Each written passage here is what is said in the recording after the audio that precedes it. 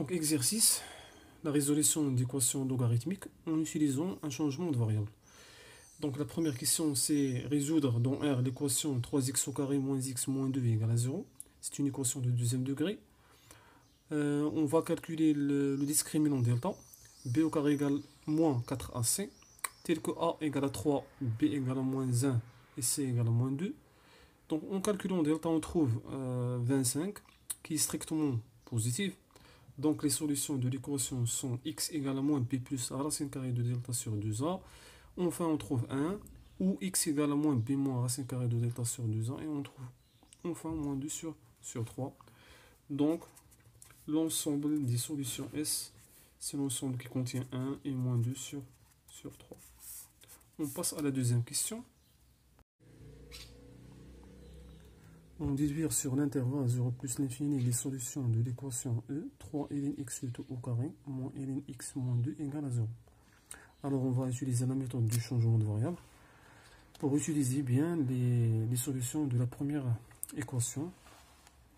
Premièrement, soit x appartient à l'intervalle 0 plus l'infini, parce que la question c'est de trouver des solutions sur cet intervalle. On pose ln x égale à une nouvelle variable, par exemple t ou bien grand X. Donc on pose ln x égale à t.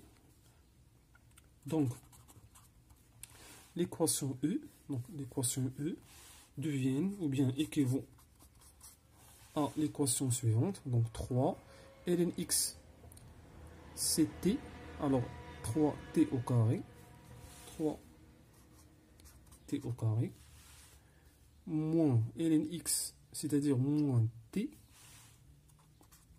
moins 2 égale à 0. On a déjà trouvé ces solutions dans la première question, qui sont 1 et moins 2 sur 3. Donc, ça équivaut à, les solutions de cette équation sont t égale à 1 ou t égale à moins 2 sur 3. Équivaut à, on remplace t par ln x pour passer à la variable x, ou bien l'inconnu x. Ln x égale à 1 ou ln x égale à moins 2 sur 3.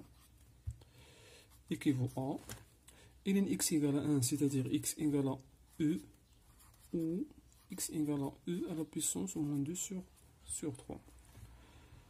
D'où les solutions sont, donc S, l'ensemble des solutions, c'est l'ensemble qui contient E et E à la puissance moins 2 sur 3.